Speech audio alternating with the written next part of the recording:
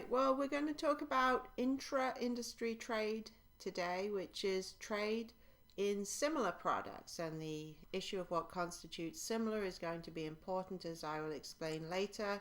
But look at this is intra-industry trade. As opposed to the other type of trade, trade can either be intra or inter-industry trade, and inter-industry trade just means trade in different products. So inter-industry trade is when one country exports cars and the other country exports, say, motorbikes. And so that's trade in different products. And the theories we've had so far in this class, theory comparative advantage, and then we went on with the Heckscher-Ohlin theory, where we explained the basis for comparative advantage based on factor endowments. Those are inter-industry trade models. So this would be trade in different products. But if you look at your book, chapter 6, you'll see that intra-industry trade is very, very important.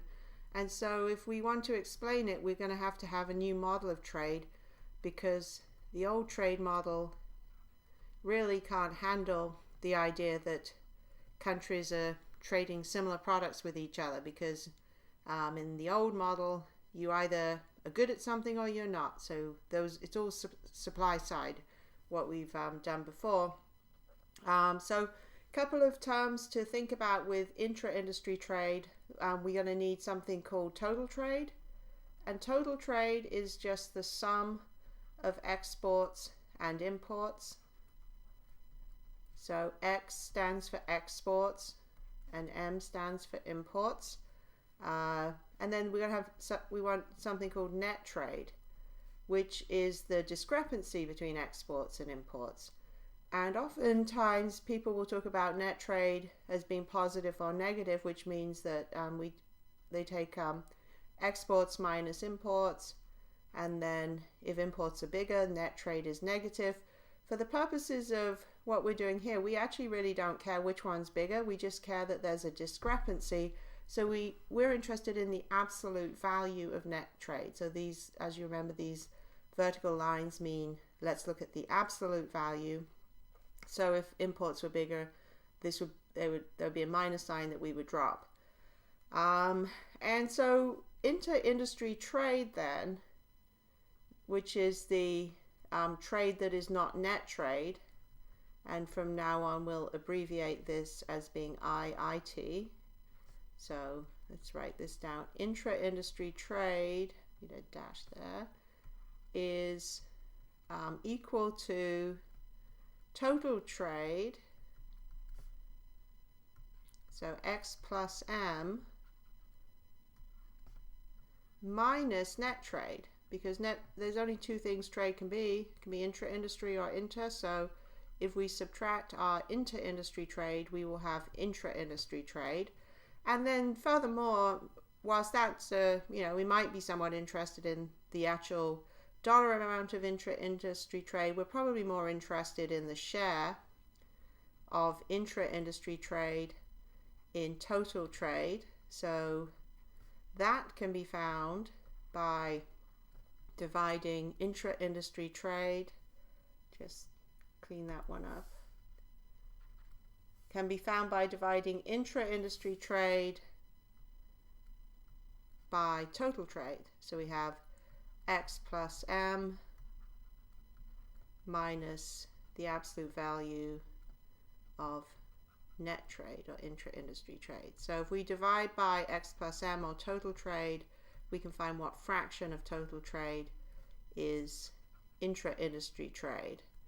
And then the next thing, of course, to notice is from the rules of algebra, if we can separate these out. So we have X plus M divided by X plus M, so that would be 1 minus this absolute value of net trade divided by X plus M. And so this is our fractional measure of intra-industry trade.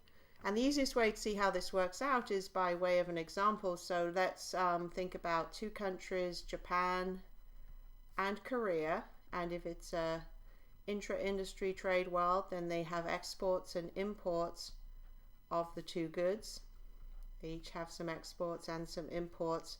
And let's have a good like fish that both the Japanese and the Koreans produce, and then they export to each other. So this is what's called a bilateral trading relationship, meaning two countries, and we're only looking at one industry.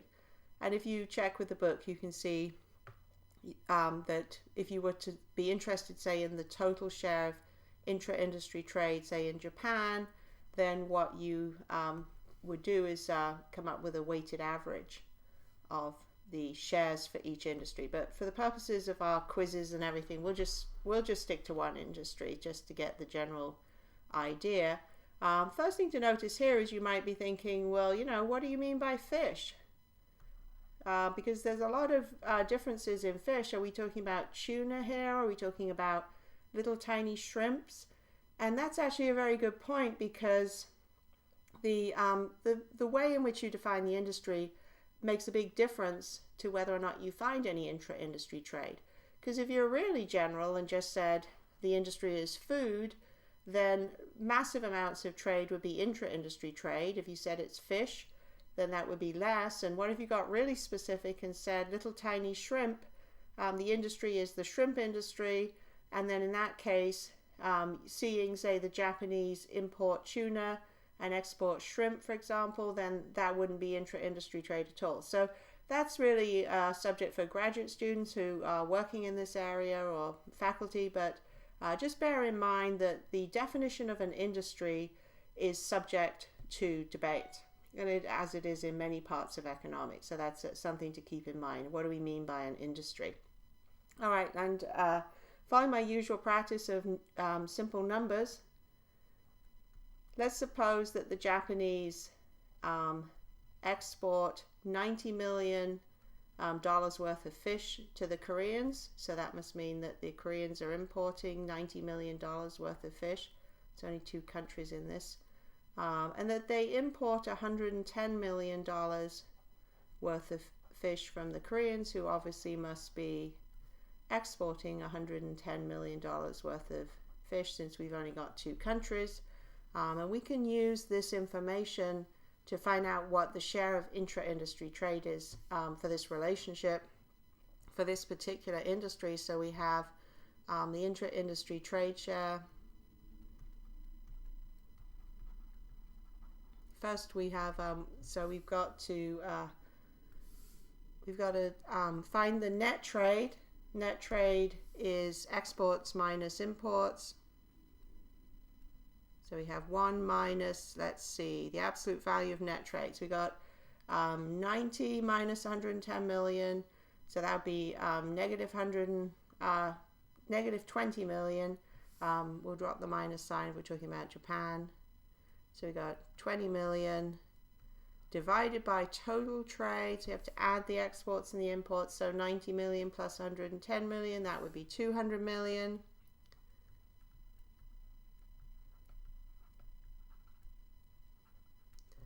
And we have 1 minus 20 million divided by 2 million. That's 0.1 equals 0.90.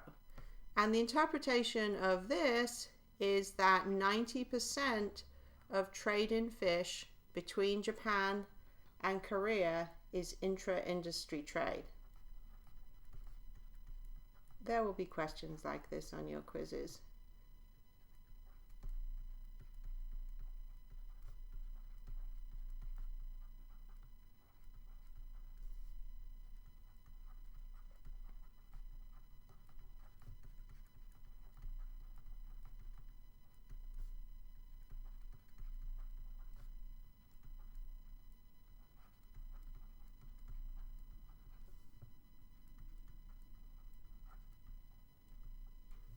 And as you can see, that's rather a lot. So only 10% of trade is net trade. You could say that that 10% of trade is sort of generated by essentially Korea having something of a comparative advantage in the fish industry, even though they still import fish. The reason for all this intra-industry trade that your book will give, well, first would maybe a specification problem where you're being too broad about fish. Maybe we should have said shrimp. But leaving aside that, the main explanation that you will see for intra-industry trade is product differentiation, meaning that consumers like variety. And then that would also be a good explanation for why a lot of the growth in trade has been among rich consumers in the developed countries, because when you're rich, you can indulge a preference for product variety in a way that poorer people do not. So there's a sort of a rich consumer explanation for trade. And then if you want to think about, I'll give you one little example you can try yourself. It'll be very easy to do. Let's think about another example where there's no intra-industry trade. This would be a straightforward Heckscher-Ohlin kind of world where you're either good at something or you're not. Let's say we have Brazil and Germany, and the good in question is coffee. You can see the trade between countries with very different factor endowments. So the Brazilians export $100 million worth of coffee to Germany and import none, and the Germans export no coffee to Brazil but import 100 million. So you run through your calculations of intra-industry trade, and you'll find that all trade is net trade. So there is no IIT. And that would be the world that we described in the first couple of weeks of the class. But this intra-industry trade is a very important explanation, a very important factor for explaining trade between rich countries who appear to be exchanging similar products, the topic of week 3.